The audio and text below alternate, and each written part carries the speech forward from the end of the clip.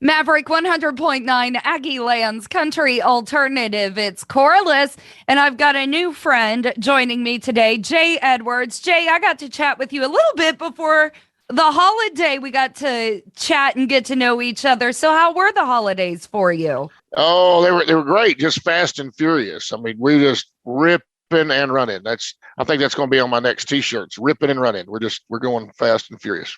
That sounds accurate for me as well. So I would buy one of those t-shirts real quick. But now we're in a new year and you're back to the grind. Now, Jay Edwards is an independent country artist. You don't live in Texas, but you've been releasing some new music, including a single called Another Cold Shoulder. Tell me a little bit about that. Yeah, it's we did this album at the end of 2018, and we're working in 2019. Then of course 2020 hit it. It's just kind of been crazy, but we released it to all the country radio markets in 2020, and it's out there in case anybody wants to get a hold of it. Absolutely. We're actually going to take a listen to it. And once we come back from listening to this new single, we've got a whole album and stuff to talk about. So keep it here with us. But right now, you're hearing it first on Maverick 100.9, Jay Edwards and Another Cold Shoulder. Due to copyright, Brian Broadcasting is not licensed to air this single in podcast form, but we do urge you to go find Jay Edwards on all streaming platforms and downloading and pick up his brand new album, which we're going to continue talking about now.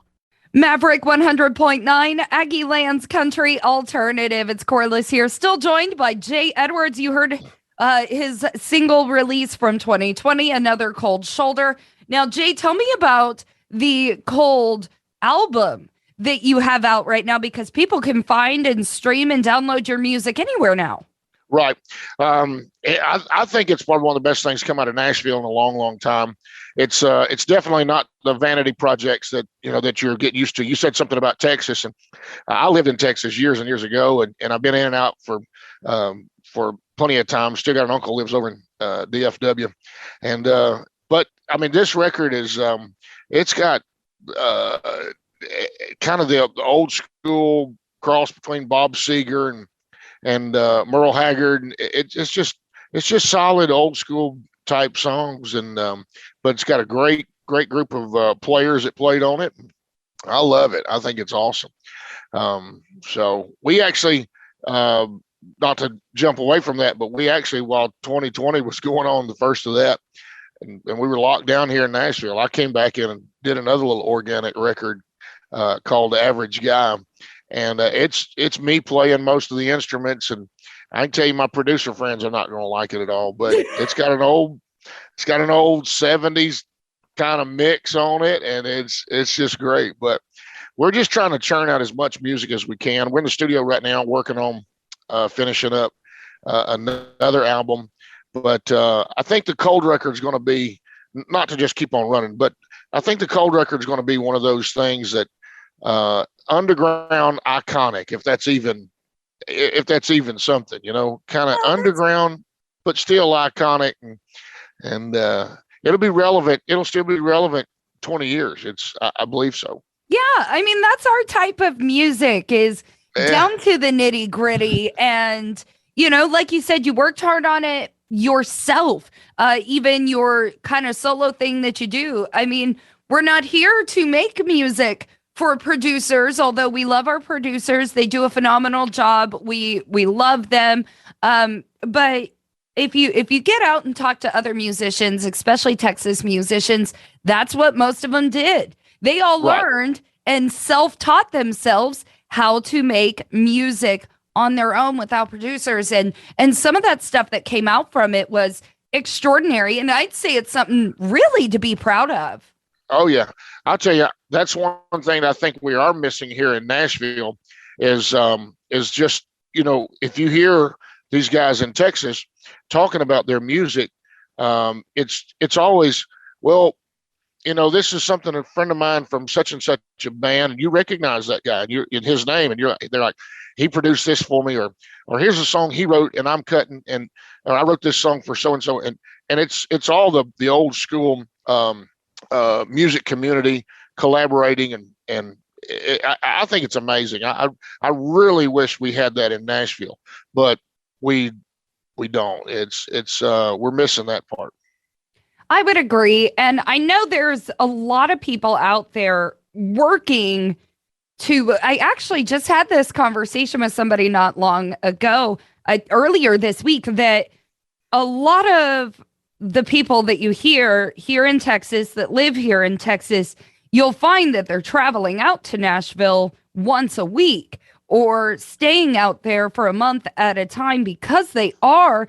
And there are certain people in Nashville that are starting to realize, wow, these guys in Texas have a whole nother way of working than what we do. We need to start transforming. So it's a slow process and nothing is set in stone yet. But I'd say, Jay, if you keep working on it and you keep working with other Texas artists, I think you guys can do that. And I think country music fans, that's typically what they want to hear. They want your sound. It's just unfortunate that nobody is pressing your sound and what people actually want out to the masses. That's kind of what we're seeing right now. I believe you're right. I think you are. I've never had any problem with, traveling through Texas or doing anything in Texas. Most of the time, I talk with people on the radio stations out there, and some of the major ones around Dallas, Fort Worth have always told me, man, if we could establish a highway like it used to be between here and Nashville, we want the guys that are putting out the real music. And so I think it's there. It's not like the Hatfields and McCoys for sure. No, not anymore. We should say there was a little bit of a hump there where sure it was like the word Nashville was a dirty word, and it's not a dirty word. It's just a matter of communities need to learn how to work together and not exclude one another. Right. Yeah, I heard Cody Jinks. I know what he said. Yay! Get out there on that Cody, man. That man. No, I think those guys. With him. I don't know. I think it was about 3 or 4 years ago. He said, "Forget Nashville," and that's the good version of it. It wasn't really "Forget Nashville." What I'm talking about. So, but I really think a lot of those guys, and even the people here in Nashville, it's not necessarily Nashville. It's the machine that that we have such a problem with, and I do. I mean, when I came to town in 2009, it was so weird, and we actually had people that would come to us and listen to some of our songs and our demos, and they'd say, "Hey, can I get a copy of that?" And we're like excited, yeah. And who are you going to pitch this to? And they would say, "I can't pitch that. Nobody's going to cut that. I just want to drive around in my truck and listen to it." And so it's like, well, no, you can't have a copy, but okay, I guess you can.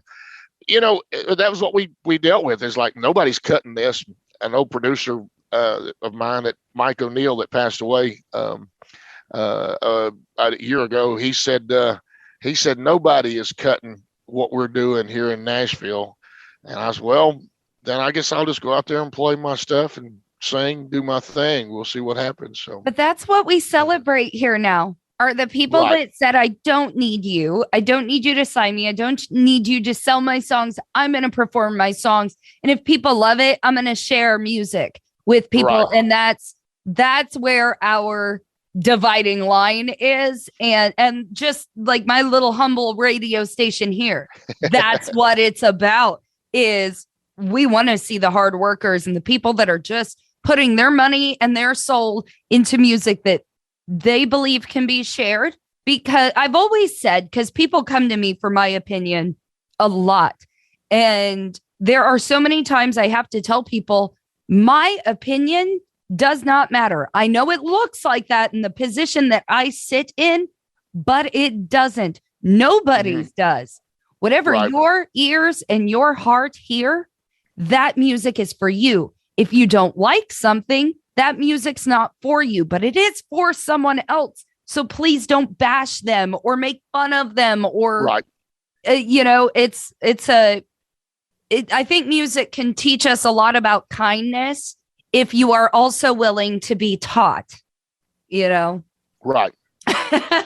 Boy, we went on a woo, we're getting all the feelings out. I wouldn't call that a rant though. I just, it's a new year. Maybe we should be leaning more towards a positive conversation. You can have hard conversations with a whole lot of positivity. Right. And I'm with you. I told someone the other night, I don't know who put all these soapboxes up in this room, but I'm going to get up on every one of them. Yep. So, yep. Yeah. Where's my horse? I mean, you need to sometimes, have an opinion. That's what it's all about. I'll be honest with you. I mean, I do think, of course, this might be taking it to a little extreme. I think everybody needs their chance, but I also think that we need to bring back the Gong Show. Do you remember the Gong Show? I don't. It sounds so familiar. It was an old TV show where people would come out and do little skits or have their little talent, and some of it was kind of off the wall and had judges, but there was this big old gong, and so you could be right in the middle of your little dance or whatever, and all of a sudden, boom, and they gong you. That's right. Yeah, you were out. You had to go, and I think there's just so many people out there that are just, and there's so many labels and producers that are just in the business of making celebrities. They're not building music. They're not music makers anymore. They're just making celebrities. And I think that sometimes people can recognize that, and maybe some can't, and that's how they're getting famous and they're getting all these views and stuff. But I think it's time to bring back Simon Cowell and him say, no, or somebody out there banging this gong and saying, no, that's, we can see that's not real. But yeah, we really can. But it does. It all goes back to that connection, and it's be your own judge, be your own Simon Cowell. And this always turns back around to what I stress the most: support independent artists. You don't like music the way it is? Go download, go stream, go to shows, buy merch, tell your friends. Do all that. It's really up to you. You are really the boss. And I think too many people and the receivers of music have forgotten this is your world. You pay for what you want, not record labels, not anybody else. Really, it's up to you. And that's why we do these interviews. We can't play every independent artist in the world on the radio, but I sure as heck can talk to each and every one of them and make sure that you know who they are and where you can find their music. So that's why we're chatting with my friend Jay Edwards today. Like I said, he's from Texas. He's living in Nashville right now, and he is making his own Jay Edwards music. And I think y'all should go check it out. So Jay, where can we follow you? Where can everybody get your music and get more? If it's just the letter J, but if you go to jayedwardsmusic.net, or .com. I just bought the .com. For some reason, somebody had it for so long, and they were trying to get me to pay thousands of dollars for it. But I found it, and I guess they got tired, and I found it. So it's jayedwardsmusic.net, and then there's all the little buttons to go to the because Facebook has got it at facebook.com/jayedwards.latest. Ooh. I guess when I put that together, it was the latest coming out from Jay Edwards or whatever. I don't know.